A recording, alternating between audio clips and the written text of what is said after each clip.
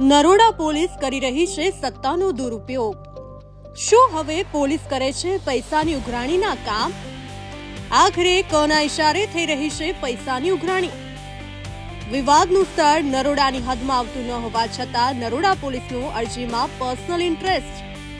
Naroda police ફરી એકવાર વિવાદમાં।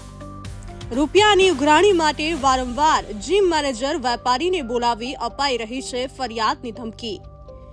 સિવિલ મેટર બનતી હોવા છતાં અરજીઓ લઈને વેપારીને બોલાવી સેટલમેન્ટ કરવા કરાઈ રહ્યું છે દબાણ।